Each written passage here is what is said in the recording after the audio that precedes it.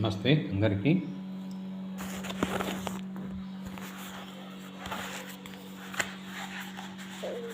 మన ఆరోగ్యం మన చేతుల్లోనే బై యాస నర్సిరెడ్డి గారు.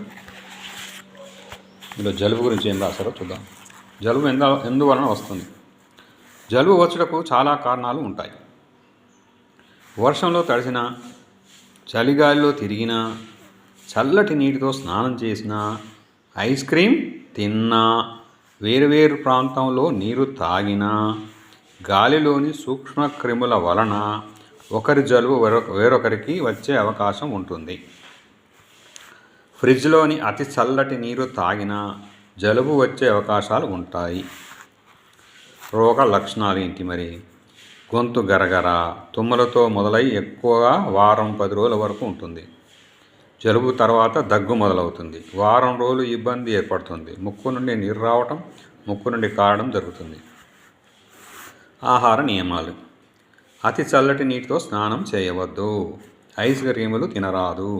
చల్లటి నీరు త్రాగరాదు. ఫ్రిడ్జ్ నుండి తీసిన ఆహారం వెంటనే తినరాదు. అరగంట తర్వాత తీసుకోవాలి, వాడుకోవాలి.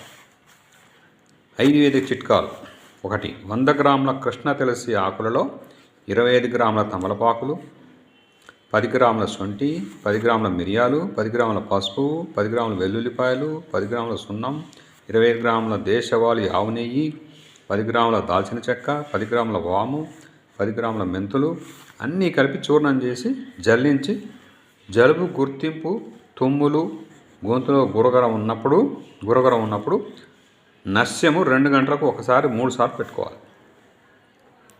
జలుబు రాకుండా ఉంటుంది. ఈ చూర్ణం వల్ల తలనొప్పి, గురక, సైనస్, ముగ్గు దిబ్బడ, గురక అన్నీ తగ్గిపోతాయి.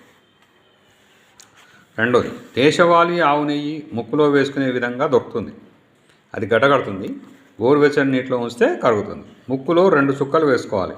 పైన రాసిన లక్షణాలన్నీ తగ్గిపోతాయి. జలుబు రాకుండా ఉంటుంది. 3. జలుబు తర్వాత దగ్గు మొదలవుతుంది. దగ్గు తగ్గడానికి వాము కానీ, వాము అంటారు. కరక్కాయ కానీ నమిలి మింగితే 1-2 రోజుల్లో పూర్తిగా తగ్గుతుంది. 5 మిరియాల దవడకు పెట్టి రసం మింగుతూ ఉంటే కూడా దగ్గు తగ్గిపోతుంది. చిన్నపిల్లలకు జలుబు చేసినప్పుడు 1 స్పూన్ తులసి రసం, 1 స్పూన్ తేనె కలిపి తాగడం వలన మంచి ఫలితం ఉంటుంది. 5. పాలల్లో మిరియాల చూర్ణం కానీ, పసుపు కానీ 3-4 వెల్లుల్లిపాయలు దంచి నీటిలో కలిపి తాగితే జలుబు తగ్గుతుంది. Thank you. జయప్రకాష్.